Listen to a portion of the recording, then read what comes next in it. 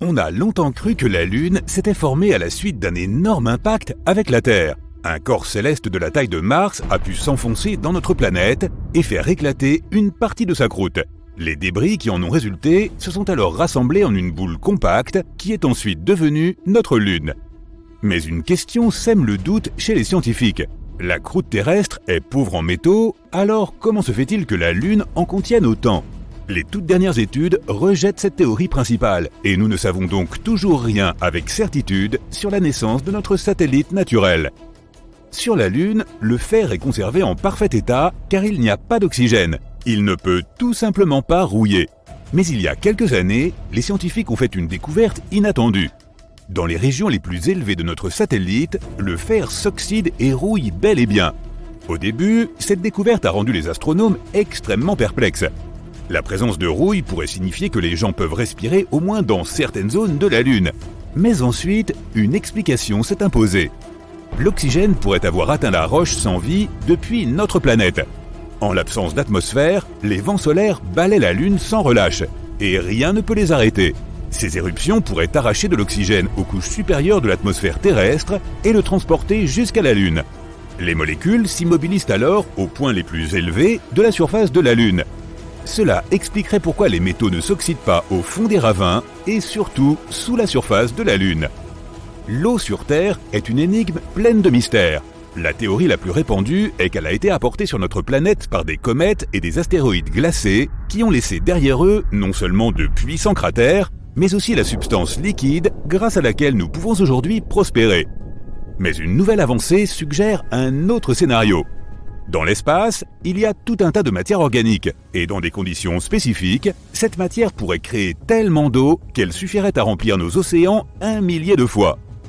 Les chercheurs ont mené une expérience dans laquelle ils ont chauffé cette matière organique et ont obtenu de l'eau claire et du pétrole.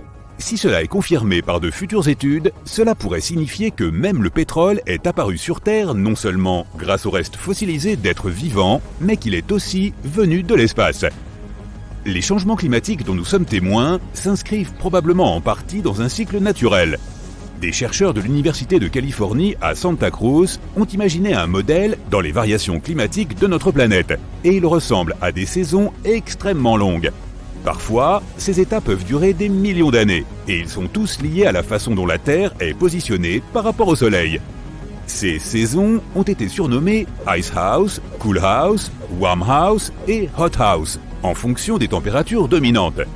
Au cours des 3 derniers millions d'années par exemple, notre planète a été dans l'état Ice House, puisque la dernière période glaciaire ne remonte pas à si longtemps. Mais les activités humaines, en ajoutant à l'effet de serre, ont poussé l'état du climat vers l'état Warm House beaucoup plus rapidement qu'il ne l'aurait fait sans nous. Lorsque cet état arrivera, la température globale de la Terre atteindra des valeurs tropicales, ce que la planète n'a pas connu depuis plus de 50 millions d'années. Revenons maintenant à la Lune. On peut la voir à différents endroits du ciel, de différentes tailles et même de différentes couleurs chaque nuit. La taille et l'emplacement sont assez faciles à expliquer. Comme la Terre tourne autour de son axe et tourne autour du Soleil, nous voyons la Lune voyager dans le ciel nocturne et se rapprocher ou s'éloigner de notre planète. Le fait qu'elle soit jaune vif ce soir et rouge sombre demain est plus complexe à expliquer. La couleur naturelle de la Lune vue de l'extérieur de l'atmosphère terrestre est gris brunâtre. Depuis la surface de notre planète, cependant, elle peut varier beaucoup. Lorsqu'elle est vue juste au-dessus de nos têtes, elle semble généralement brillante et presque blanche, car sa lumière réfléchie traverse une couche relativement fine de l'atmosphère. Presque rien ne bloque et ne réfracte la lumière, si bien qu'elle apparaît très claire. La Lune peut paraître jaune, orange ou même rouge lorsqu'elle est vue juste au-dessus de l'horizon. L'effet est similaire à ce qui se passe au lever et au coucher du Soleil, lorsque le Soleil semble être rouge. La lumière parcourt un chemin beaucoup plus long pour atteindre tes yeux depuis cet endroit, et une grande portion de la partie bleue de son spectre est perdue. Cela transforme la couleur de la lumière en une variété beaucoup plus chaude. Notre satellite naturel peut aussi paraître bleu, et la raison en est la présence de fines particules dans l'air. Elles réfractent la lumière, de sorte que la Lune n'a jamais l'apparence qu'elle a en dehors de l'atmosphère. Mais quand les particules sont plus grosses que d'habitude, elles lui donnent cette couleur bleutée. Enfin, il y a de très rares moments où la Lune peut paraître violette. Personne ne sait vraiment pourquoi cela se produit, mais les astronomes pensent que ce doit être une combinaison de l'atmosphère, des particules de poussière et peut-être d'autres choses. Il n'y a pas d'explication claire. Les tremblements de lune n'appartiennent pas seulement à la science-fiction.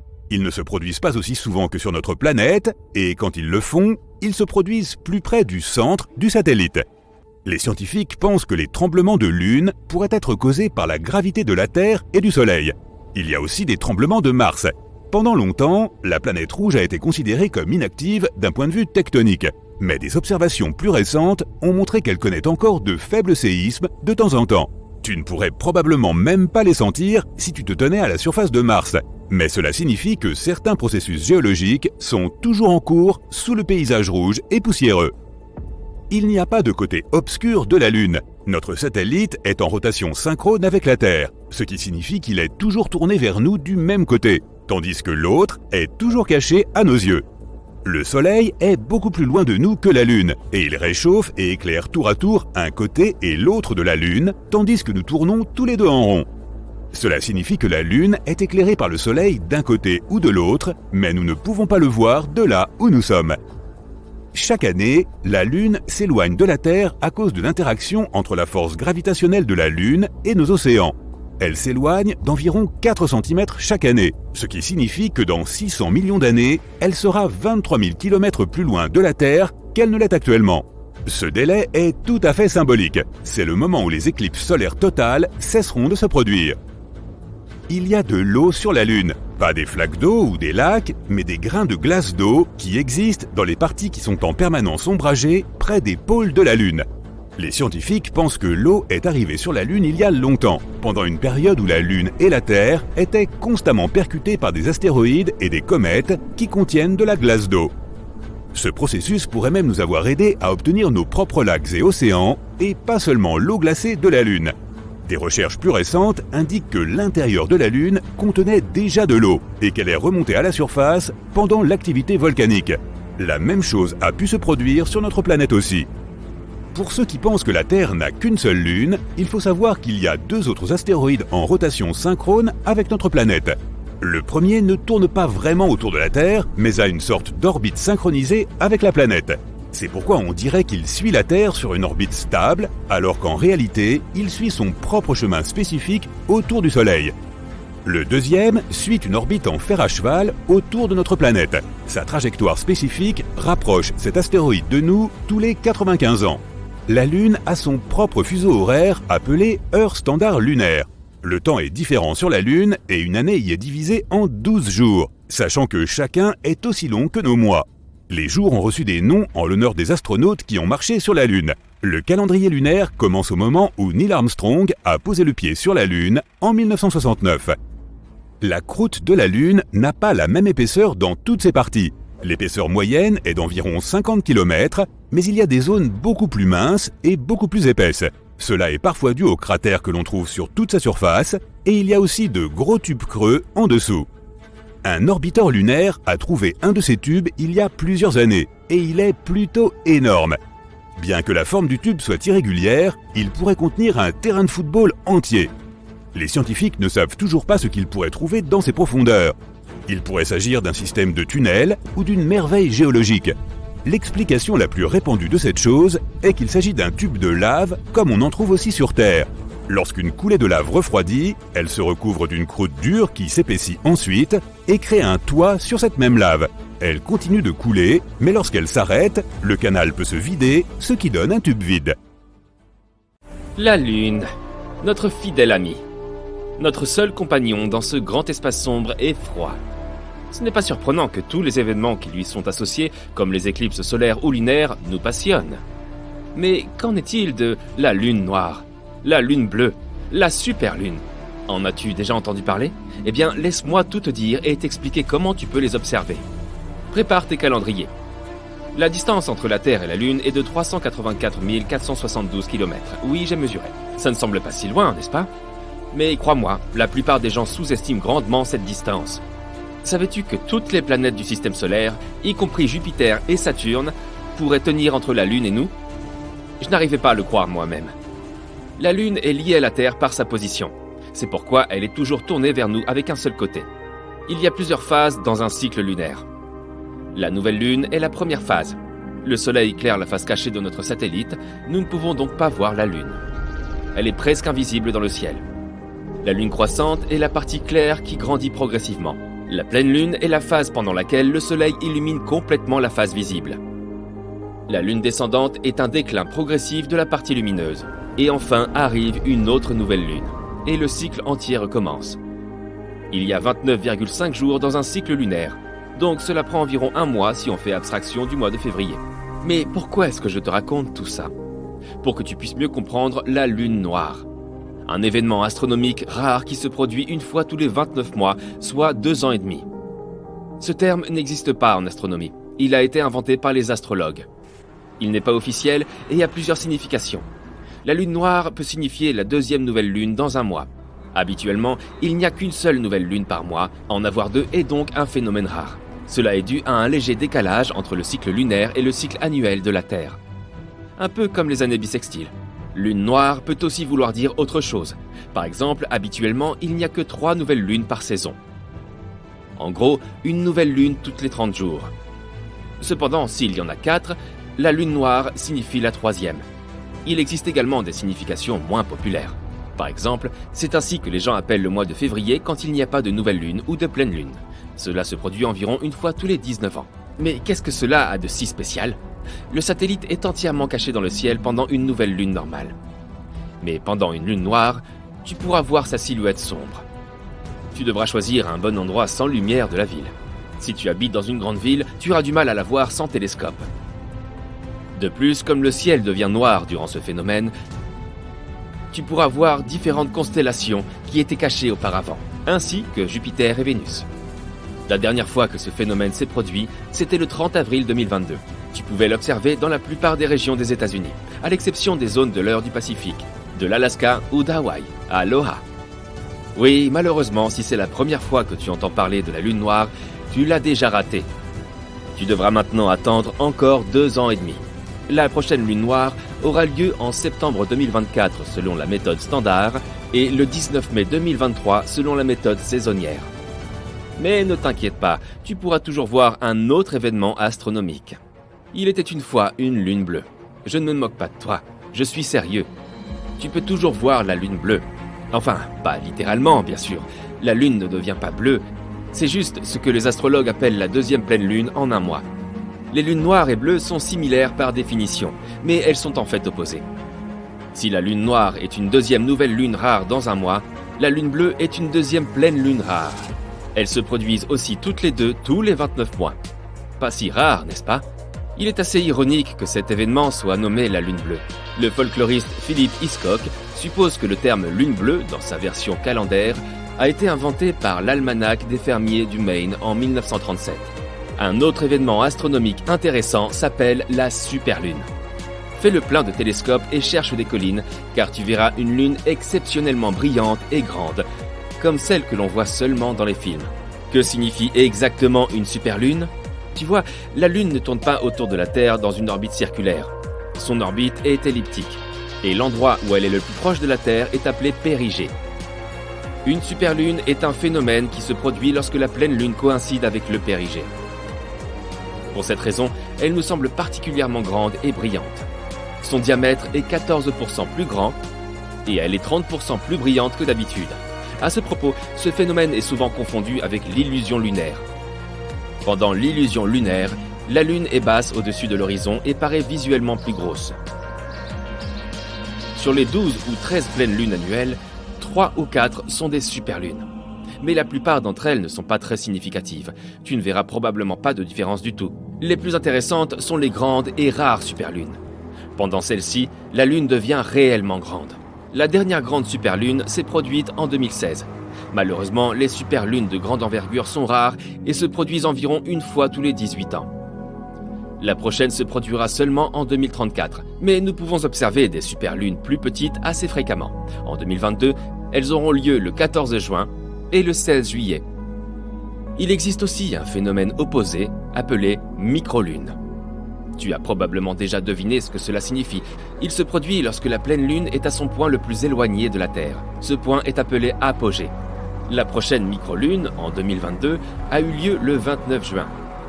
En 2023, nous pourrons l'observer le 7 janvier, le 5 février et le 16 août. Bien sûr, tu n'es pas obligé de suivre chacun de ces événements. La plupart des gens sont plus intéressés par des éclipses lunaires et solaires. D'ailleurs, fais-tu partie des personnes qui confondent ces deux événements ? Fais le test. Mets cette vidéo en pause. Décris ce que signifient ces deux éclipses. Comparons ta réponse avec la définition correcte. Tu es de retour ? Ok. Donc, une éclipse solaire est un phénomène où la Lune recouvre entièrement ou partiellement le Soleil. Une éclipse solaire est possible uniquement pendant la nouvelle Lune, lorsque la Lune elle-même n'est pas visible. Beaucoup de gens pensent que cet événement est incroyablement rare, mais ce n'est pas tout à fait vrai. Une éclipse lunaire est un phénomène au cours duquel la Lune se trouve complètement ou partiellement dans l'ombre projetée par la Terre.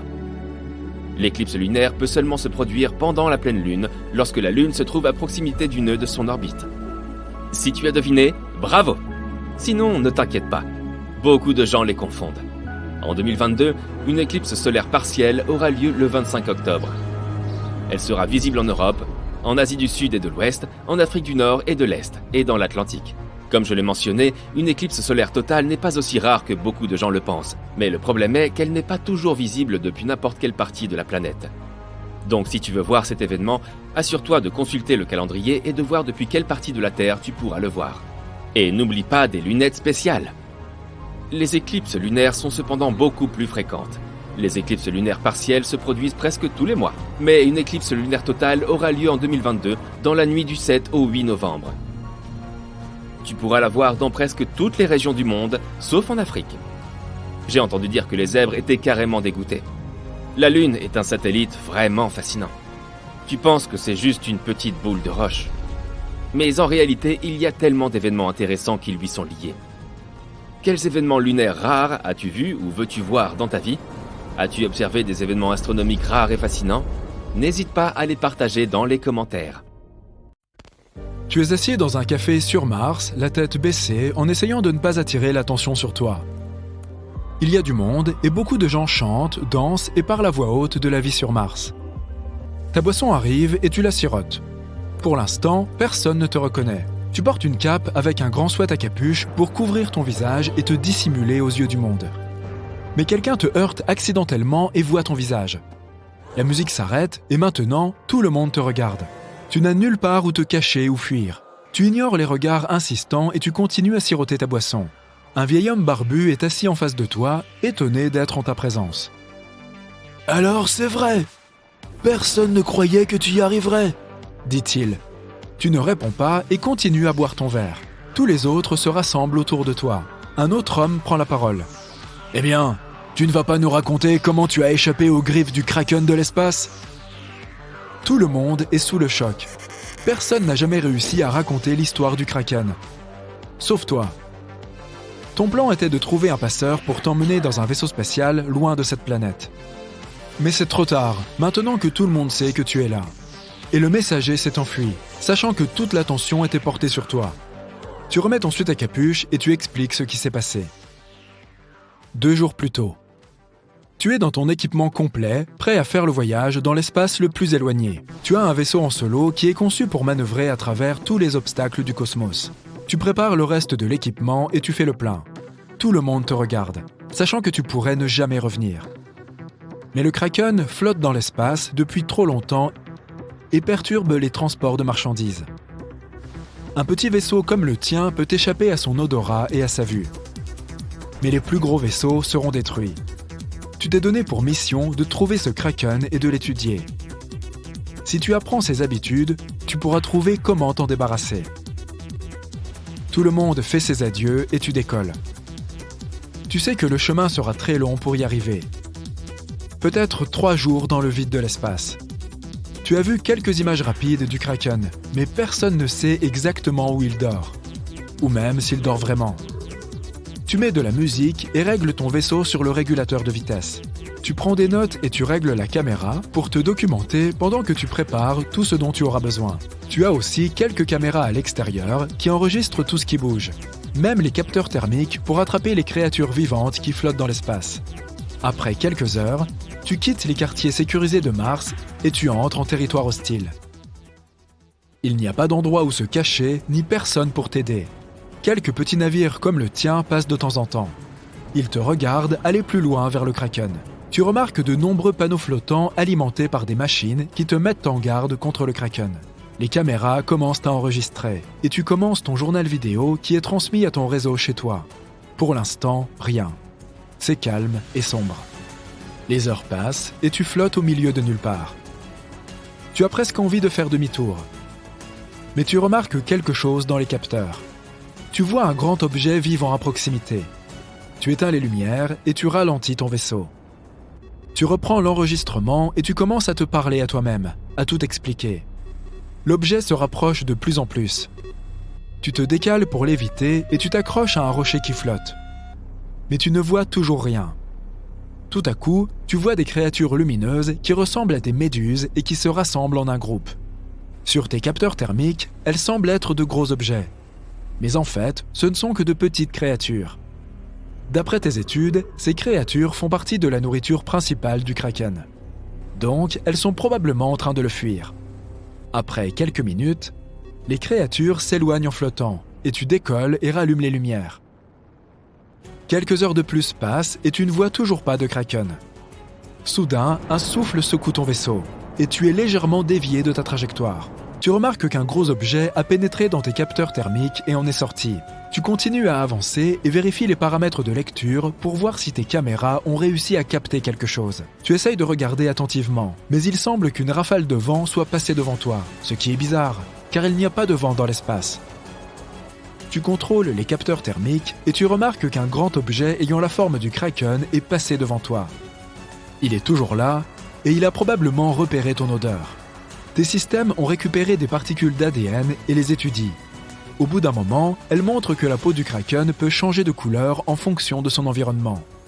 Sa peau est épaisse et composée d'une matière cosmique fluorescente qui est inédite par rapport à toutes les autres créatures que tu as rencontrées. Le système continue à l'étudier. Au bout d'un moment, le Kraken sort de ton radar et disparaît. Tu fais demi-tour pour essayer de le retrouver. Les gens sur Mars peuvent voir les données et ont déjà des informations sur sa taille et la qualité de sa peau. Ils ont même vu des images que tu as réussi à capturer. Tout en continuant à avancer vers lui, tu allumes tes projecteurs pour essayer de voir quelque chose. Tes caméras tournent toujours. Soudain, le Kraken change de couleur de peau et apparaît juste devant toi. Ses grands tentacules clignotent et fouettent les débris spatiaux qui se trouvent à proximité. Son immense œil, aussi grand qu'un bus, te regarde.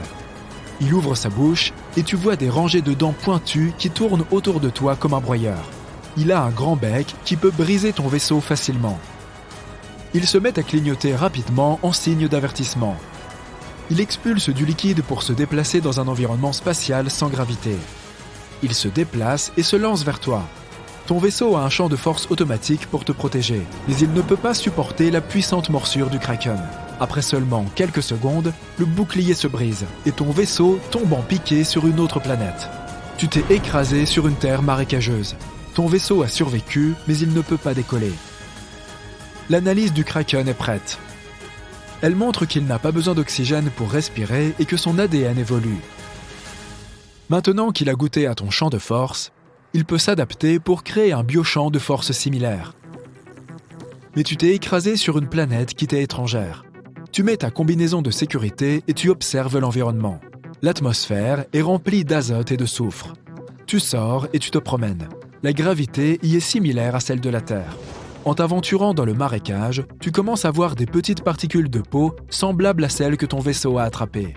Le liquide en dessous de toi est une substance étrangère qui semble détériorer ta combinaison. Alors, tu choisis de faire du surplace. Les arbres sont étranges et paraissent vivre de l'atmosphère. Mais il n'y a aucun signe de vie nulle part. Soudain, tu vois un énorme cratère qui mène au centre de la planète. Tu entres dedans et tu vois des vaisseaux identiques aux tiens. On dirait que le Kraken les a fait dévier de leur route et qu'ils se soient écrasés sur cette planète. Beaucoup d'entre eux semblent être intacts, tandis que d'autres sont complètement détruits. Tes senseurs captent un autre signal. Ils détectent une autre créature qui vit au centre. Tu essayes de t'approcher. Tu fais de ton mieux pour être aussi discret que possible. Mais tu sens le sol trembler sous toi. Tu te baisses pour essayer d'éviter les rochers qui tombent au-dessus de ta tête. Un grand tentacule surgit de nulle part, puis un autre et encore un autre. Il se balance et rampe à l'air libre. D'après les études de ton système, ce kraken est 10 fois plus grand et a même une apparence différente. Il ne te voit pas, mais il peut sentir que tu es là. Il commence à parcourir la planète pour essayer de te trouver. Il frappe ton vaisseau. Tu essayes de trouver un moyen de le démarrer, mais il lui manque une pièce. Tu trouves un autre vaisseau abandonné. Tu enlèves la pièce dont tu as besoin et tu la mets sur ton vaisseau. Ta combinaison possède une fonction d'auto-réparation qui te permet de réparer ton vaisseau sans outil. Après quelques minutes, il est prêt à repartir. Tu allumes ton vaisseau, même s'il est endommagé, et tu décolles. Tu réussis à te faufiler derrière le kraken. Tout le monde au café est silencieux. Beaucoup ne croient pas à tes histoires. Ils avaient cessé de recevoir des transmissions en direct avant que tu sois abattu par le kraken de l'espace. Tout à coup, une alarme retentit et prévient que le kraken est arrivé. Tout le monde se précipite, paniqué. Tu entends une voix dans ta tête.